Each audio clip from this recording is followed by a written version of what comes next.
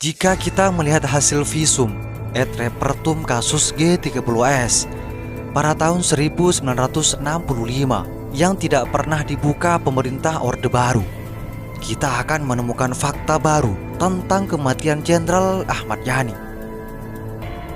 Dalam kondisi lain, sebelah kanan bawah garis pertengahan perut ditemukan kancing dan peluru sepanjang 13 mm pada punggung kanan.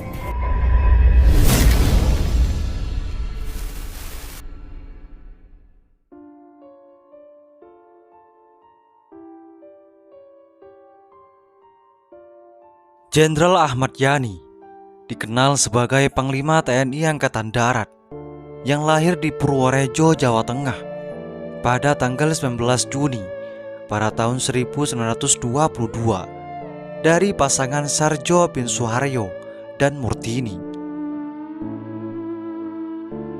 Jenderal Ahmad Yani menjadi salah satu tokoh penting yang gugur dalam pemberontakan G30S PKI. Jenderal Ahmad Yani dibunuh dan jasadnya dibuang ke sebuah sumur tua di daerah Lubang Buaya, Jakarta Timur. Dilansir dari berbagai sumber, Jenderal Ahmad Yani adalah anak emas dari Soekarno. Ahmad Yani sering disebut anak emas Soekarno dikarenakan ia sukses dalam menjalankan tugas, sehingga namanya semakin dikenal. Dan tidak hanya itu, ia juga luwes dalam berhubungan dengan Soekarno, sehingga sering diundang diskusi ke Istana Negara. Ahmad Yani selalu mempertahankan ideologi Pancasila sebagai dasar negara dan menolak ideologi lain, sehingga menebar ancaman kepada siapa saja yang akan meruntuhkan ideologi Pancasila. Jenderal Ahmad Yani tewas di kediamannya dikala penggerbekan oleh rombongan Cakrabirawa pada dini hari. Pada saat itu, seluruh anggota keluarga Ahmad Yani, termasuk anak bungsunya, menjadi saksi atas tewasnya Jenderal Ahmad Yani.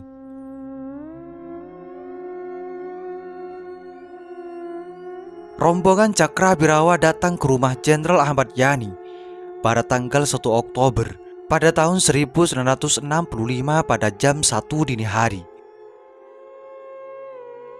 Pasukan elit itu menjemput Ahmad Yani dan diminta ikut bersama mereka dengan alasan perintah Presiden Soekarno.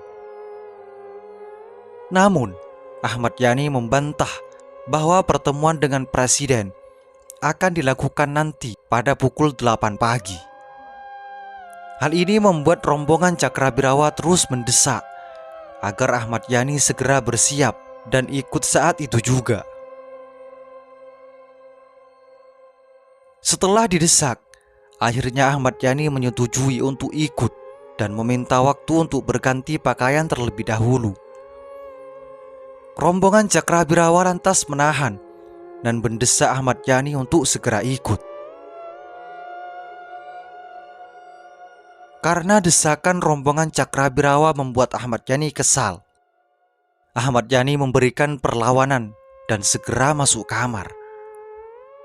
Namun, saat hendak menutup pintu, anggota rombongan Cakrabirawa menembaki Ahmad Yani.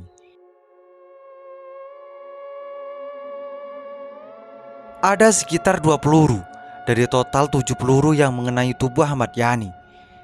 Peristiwa penembakan tersebut membuat penghuni rumah terbangun.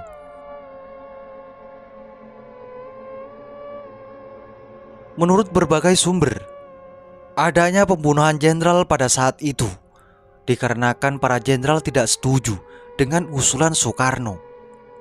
Soekarno memerintahkan kepada anak buahnya untuk memberikan konsekuensi, namun bukan untuk menyiksa dan membunuh.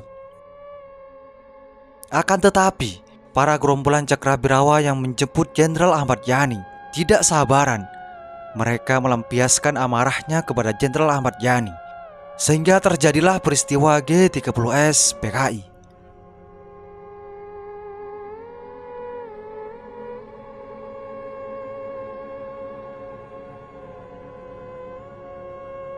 Jika melihat hasil visum et repertum kasus G30S pada tahun 1965 yang tidak pernah dibuka pemerintah Orde Baru, kita akan menemukan fakta baru tentang kematian Jenderal Ahmad Yani.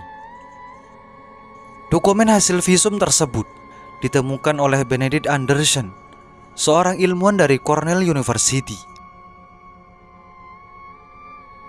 Adapun hasil autopsi TNI Anumerta Jenderal Ahmad Yani, terdapat 10 luka tembakan.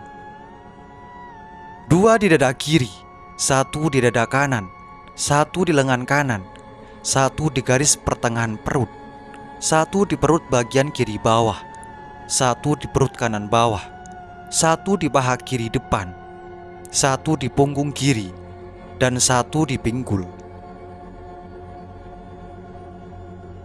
Pada kondisi lain, sebelah kanan bawah garis pertengahan perut ditemukan kancing dan peluru sepanjang 13 mm pada punggung kanan. Bisa dibayangkan betapa bengisnya mereka menyiksa Jenderal Ahmad Yani. Ahmad Yani meninggal pada usia 43 tahun dengan pangkat terakhirnya sebagai Letnan Jenderal. Ahmad Yani tewas di kediamannya pada Kamis 30 September pada tahun 1965. Jasadnya dimasukkan ke sebuah sumur tua di daerah Lubang Buaya, Jakarta Timur. Di tempat itulah pada 3 Oktober 1965 jasadnya ditemukan bersama 7 jenderal lainnya yang ditembak mati. 2 hari kemudian, jenazah Ahmad Yani dan 7 jenderal lainnya dimakamkan di Taman Makam Pahlawan Kalibata.